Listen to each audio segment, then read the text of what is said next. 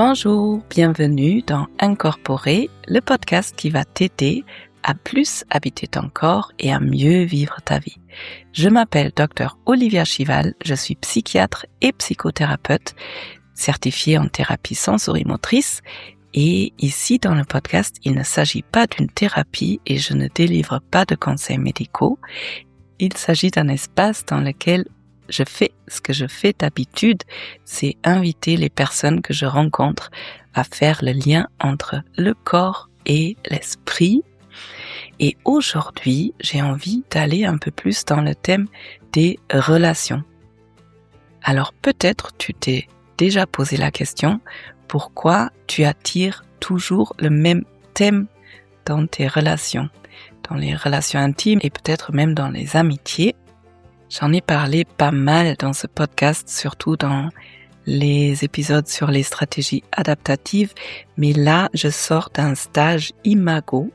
Alors, c'est un stage couple, mais en même temps, c'est un outil qui peut s'appliquer sur toutes les relations et j'étais vraiment frappée.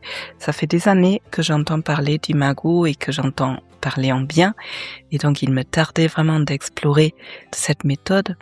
Et là, on a fait un stage sur 4 jours et je crois que c'est la première fois que j'ai vraiment compris et expérimenté que nos partenaires, on les choisit parce que on a vécu les mêmes blessures et en même temps on les protège entre guillemets, on les gère d'une façon différente et c'est un peu pour ça que ce qui m'a attiré le plus au départ d'une relation dans l'autre, eh bien à un moment donné, des fois ça peut commencer à bien m'activer et bien m'énerver. Je ne sais pas si tu te reconnais dans ce que je te partage là. Donc je vais aller un peu dans pourquoi on choisit notre partenaire, et peut-être même les amis, et ce thème de on choisit notre partenaire pas malgré nos blessures, mais à travers celles-ci. Et ensuite, je vais aller aussi un peu dans le thème des relations passionnelles et des relations non passionnelles, parce que je reçois plein de questions autour de ça, et je crois que c'est devenu beaucoup plus clair pour moi aussi. Il y a ces relations hyper intenses, où les gens disent « Waouh, j'ai jamais vécu un truc pareil, c'est l'amour de ma vie » et en fait, ce genre de relation, souvent, ça ne tient pas dans la durée et ça peut être extrêmement épuisant aussi pendant cette relation. Et il y a des relations qui se construisent tranquillement, peut-être avec presque des fois de l'ennui, mais sur une base stable. Et je vais aller un peu dans le pourquoi, en général, ce genre de relation, ça tient plus longtemps, c'est plus stable, on crée une base et aussi dans une hypothèse de comment créer de la sécurité et du coup de la stabilité avec un partenaire où vous êtes peut-être pour l'instant encore dans la passion, dans l'intensité, comment faire en sorte pour tourner ça dans un truc sécure et quand même intense, mais rassurant et constructif sur la durée. Voilà, grande introduction et avec tout ça dit, eh bien c'est parti pour l'épisode.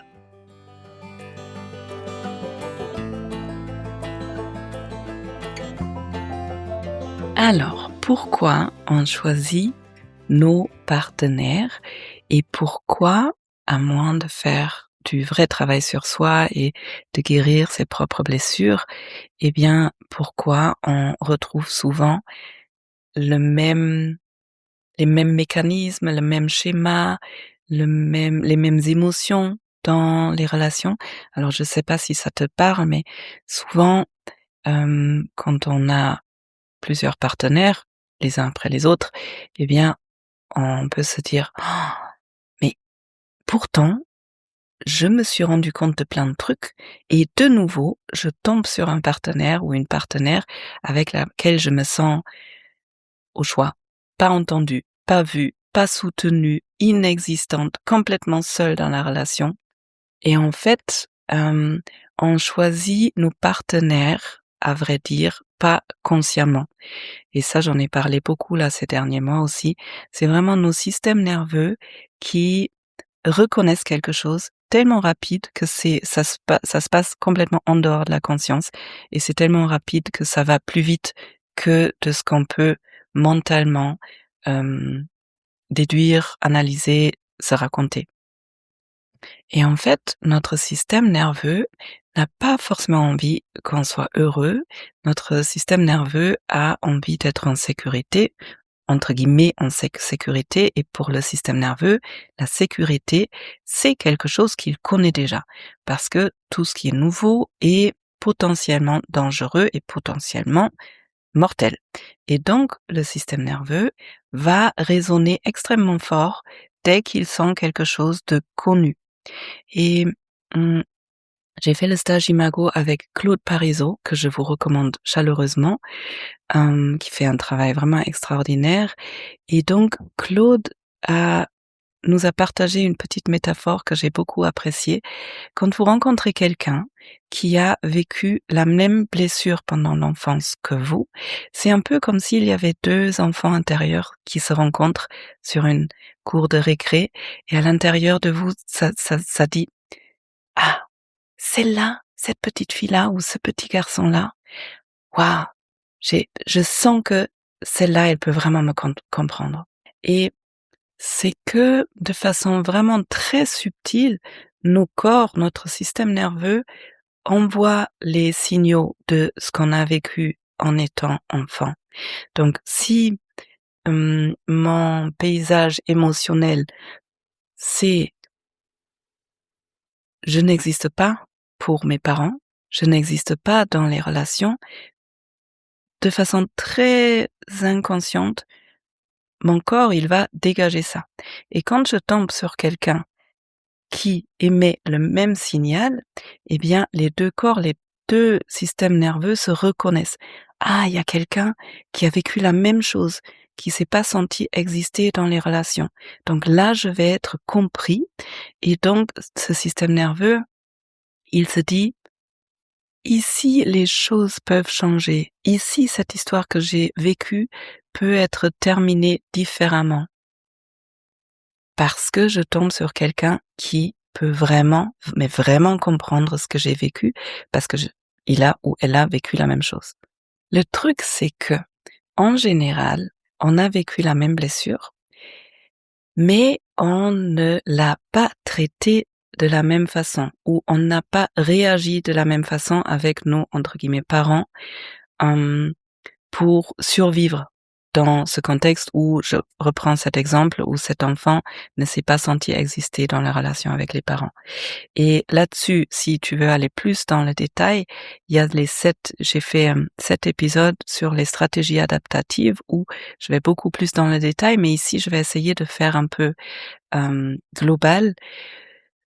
Claude Parisot, il parle de 2 grandes stratégies qu'on voit dans la population. Ils appellent ça les tortues et les tempêtes de grêle. Les tortues, ce sont majoritairement les hommes avec des exceptions et les tempêtes de grêle sont majoritairement les femmes avec des exceptions. Donc c'est vraiment, pour moi, c'est assez grossier comme catégorisation, mais je vais utiliser ça parce que déjà c'est pas très parlant et puis, ça explique quand même pourquoi, même si on rencontre quelqu'un avec la même blessure, eh ben, c'est pas si simple que comme notre système nerveux se le dit.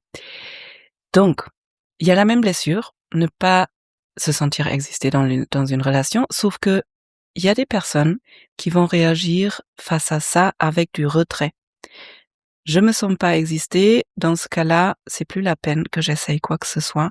Je me retire et j'attends dans mon coin que ça passe. J'essaye de ne plus faire confiance à personne et de vraiment me concentrer que sur moi. De toute façon, il y a plus personne. Il y a personne dans ce monde qui peut m'aider.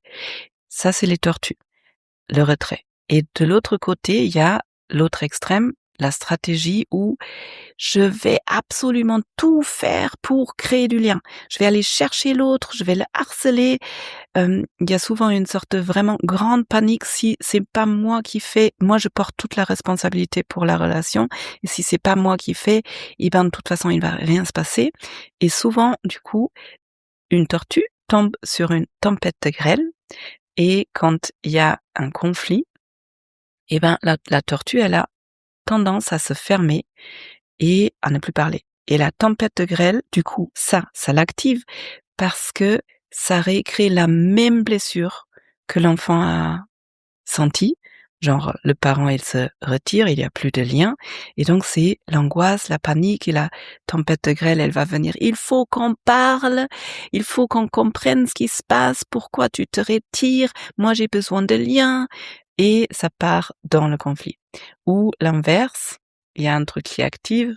Du coup, la tempête de grêle va chercher l'autre avec insistance et chez la tortue, ça crée la même blessure dans le sens où ah, l'autre vient me chercher et veut encore plus et du coup, il peut y avoir quelque chose en dessous comme je ne suis pas assez, tout ce que je fais, c'est jamais assez et donc la seule possibilité que j'ai, c'est de me retirer encore plus.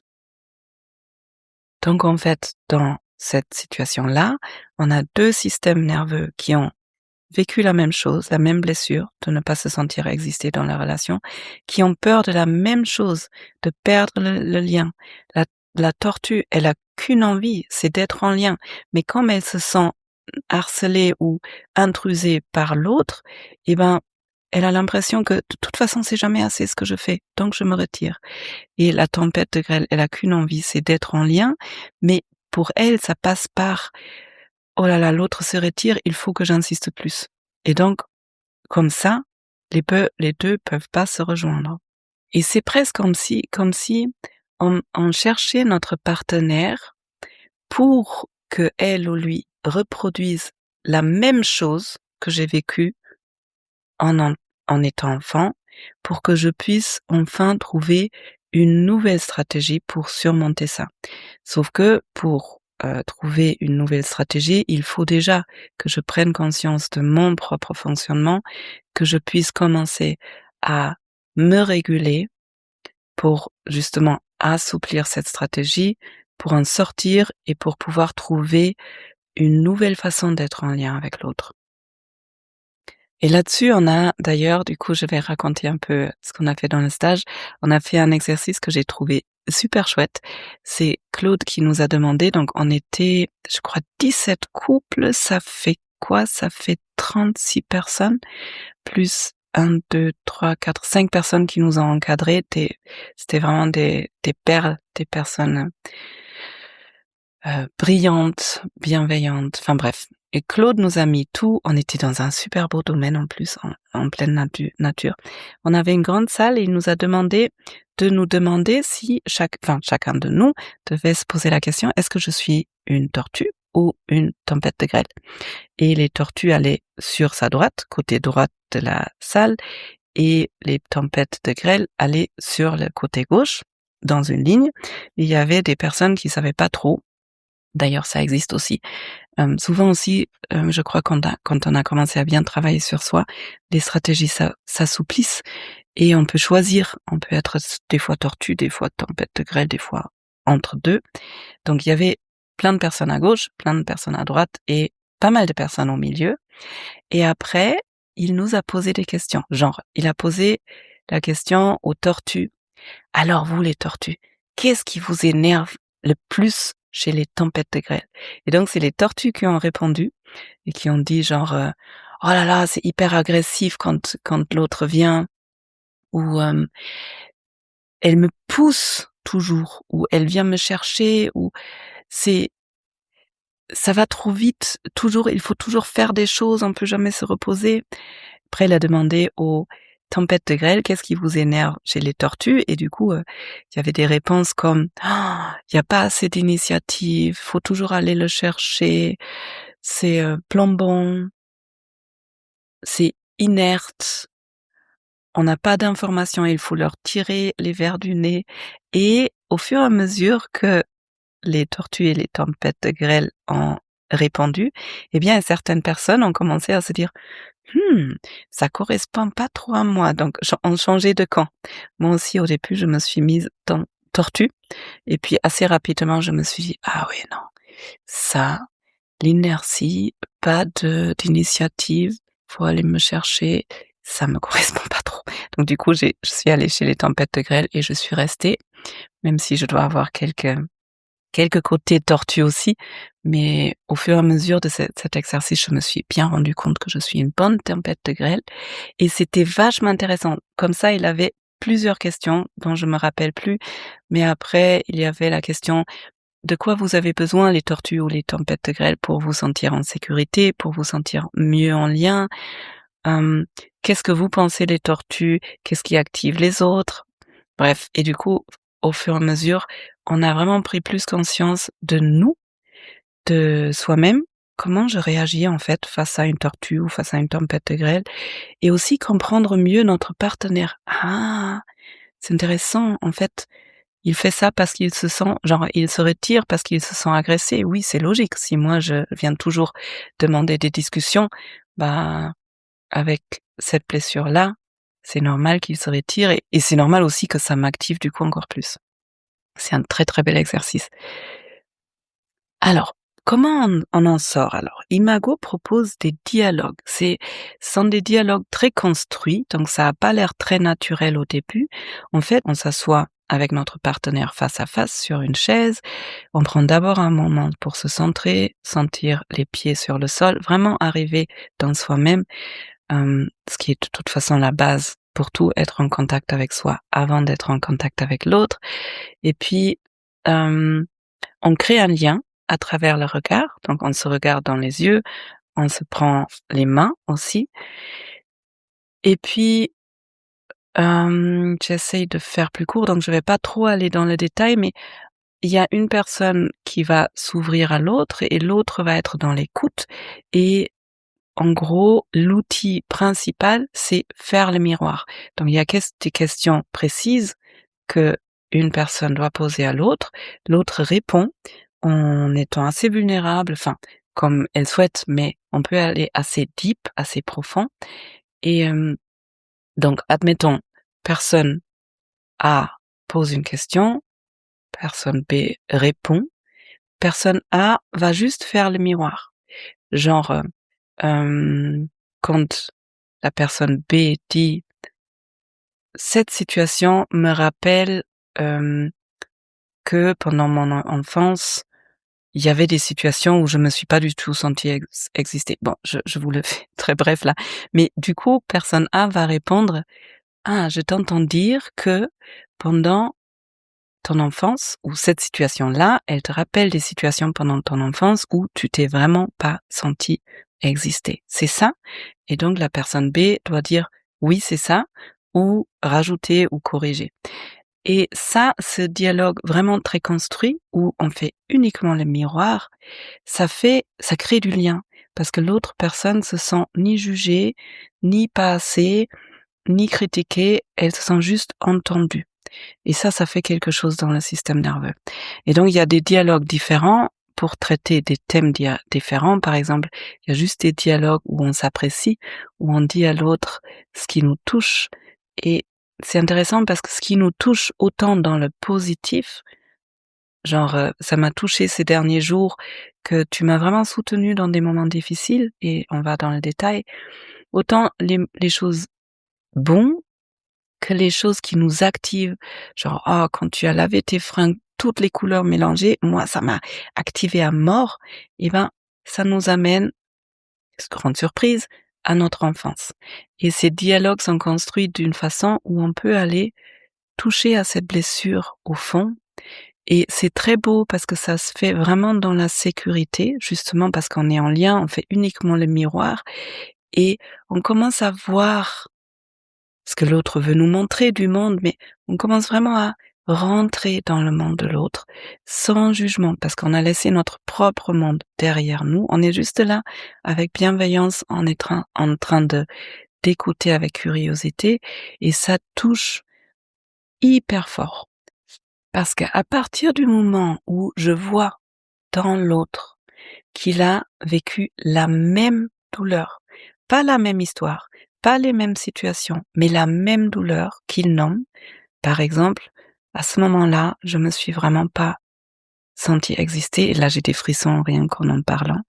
Et ben, il se passe quelque chose dans les 2 systèmes nerveux.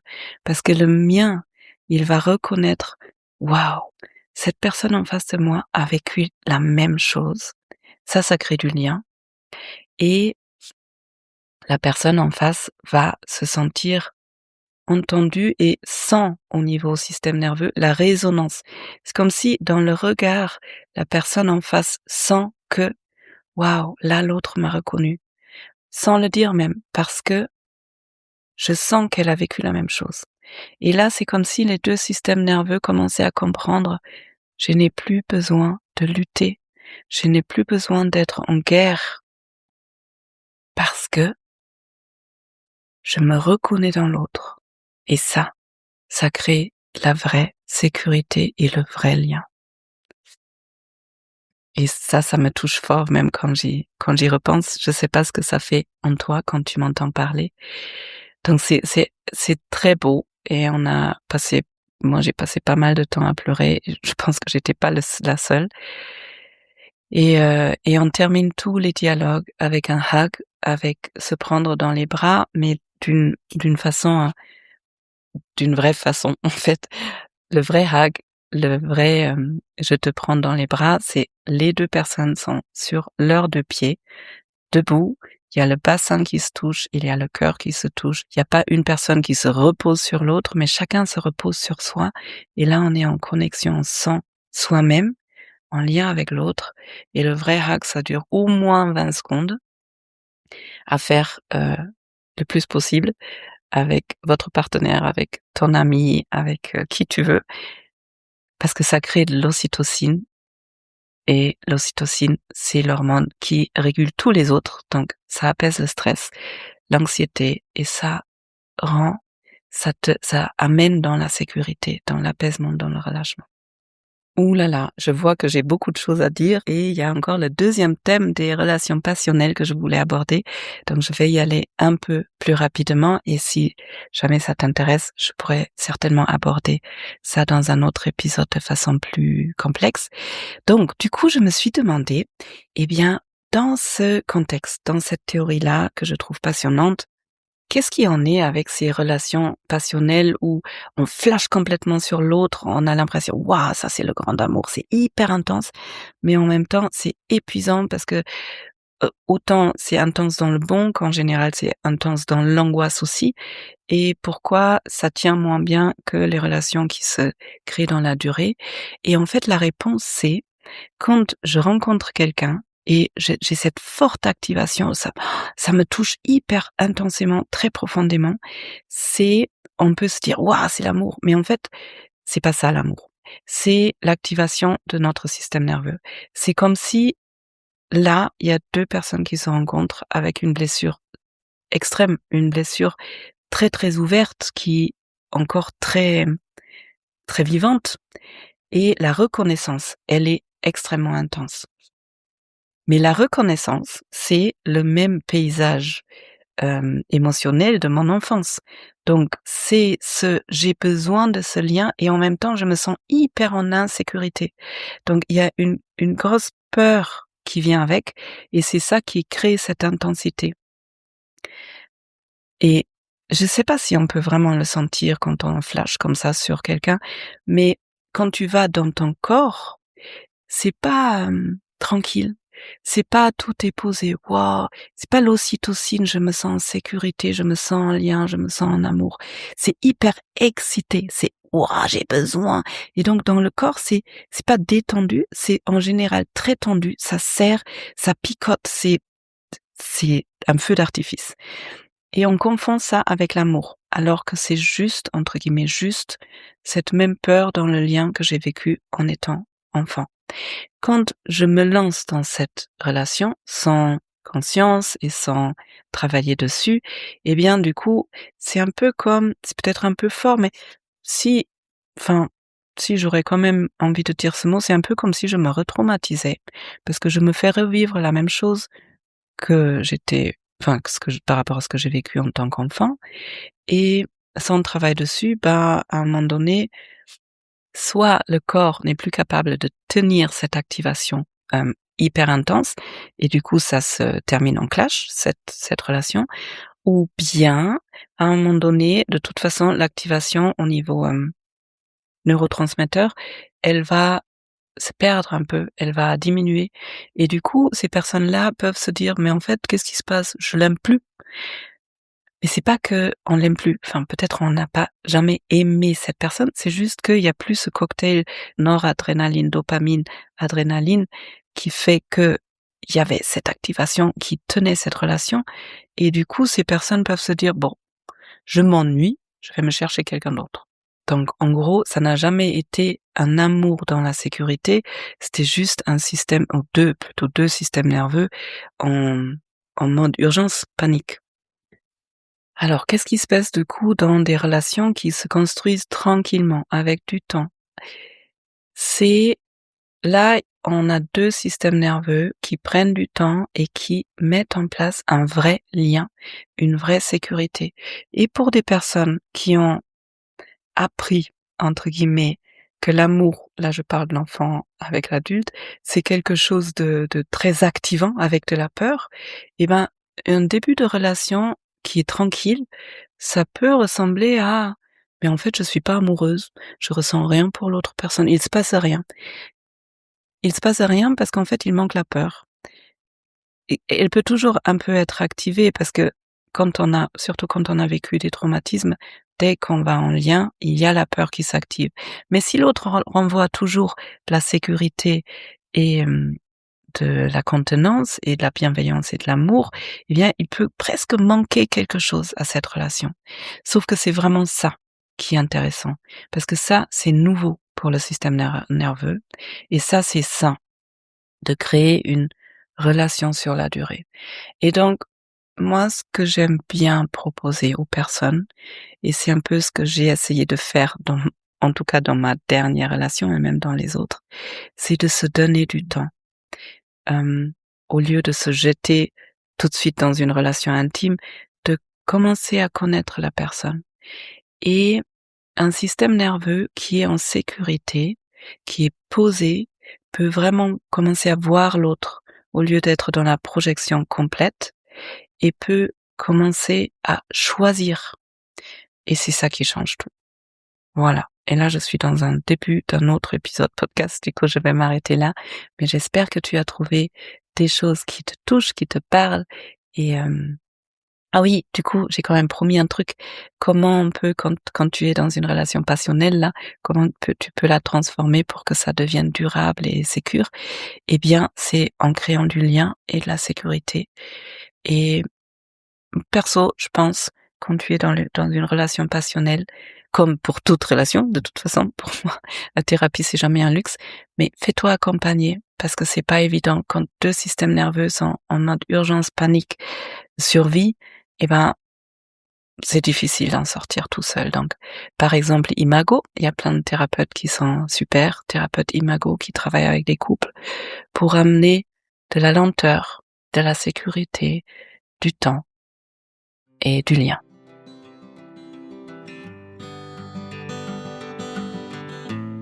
Voilà, un épisode plus long aujourd'hui, avec plein d'infos. J'espère que il y a quelque chose qui t'a parlé. Peut-être tu connais quelqu'un à qui tu as envie de partager cet épisode. Merci pour tous les commentaires que vous me faites, pour tous les retours, c'est hyper précieux pour moi. Si c'est pas encore fait, merci d'abonner la chaîne où tu écoutes ce podcast et de donner à ce podcast volontiers un avis 5 étoiles, parce que ça permet aux personnes de le trouver. Si tu as envie de connaître plus sur mon travail, ou d'être touché différemment plutôt, tu peux t'inscrire à la lettre d'Olivia qui sort une fois par mois. En ce moment, il y a le lien en dessous de cette vidéo, de cet audio. Et quoi d'autre? Bon, je pense à rien d'autre en ce moment. Je suis sur Instagram, donc viens me voir sur Instagram et laisse-moi des commentaires aussi sur qu'est-ce qui t'a touché dans cet épisode. Et si tu as d'autres questions pour d'autres épisodes, avec plaisir, tu peux me les partager. Je te souhaite du lien d'abord avec toi-même, ce qui va te permettre de créer du lien et de la sécurité autour de toi. Et ce monde, il en a besoin en ce moment. Je t'embrasse et je t'envoie plein de belle énergie. À bientôt.